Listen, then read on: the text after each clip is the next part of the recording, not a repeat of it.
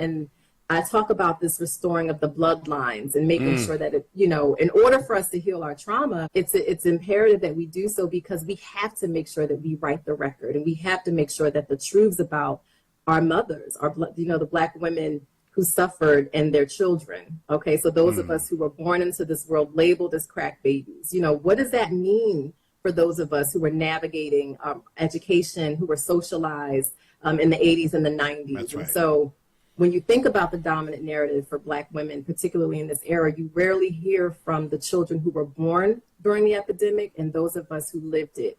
And so this work is really an amplification of a voice. It's a social experiment to reach a generation for those of us who were the first to witness our parents' struggle with addiction. So, amplifying Black women-centered networks and really situating their experiences within the context of their historical, sociological, and cultural context is so important, because Black women who suffered from their addiction were the most socially degraded and received the fewest levels of support during the height of the era. And so it's really, really important for us to historicize this moment, but not just do that, historicize it in a way where we're reclaiming their stories.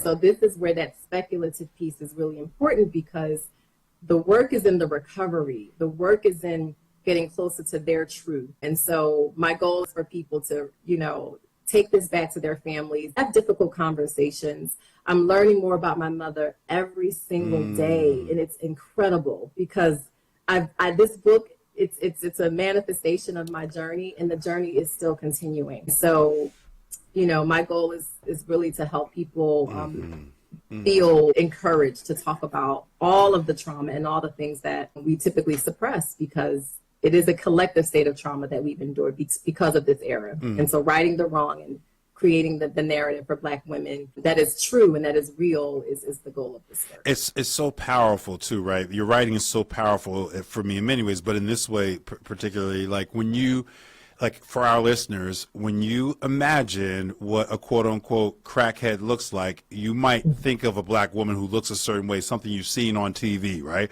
Or something you've seen in the film. That's what you think. That stereotype is powerful, and it is sticky. What you have done through your work and through your practice is deconstruct that, right? Through a variety of different tools. I love this line in your book. You're like, I had a form. You're talking about how you kind of manage the research and the me-search, and like how even doing the work yourself, you're being re-traumatized by some of the ways in which these issues in this era have been talked about. You said, I had a formula. I would write, then I would read, then I would rest, repeat, done. I love that. Yes. I love that. But for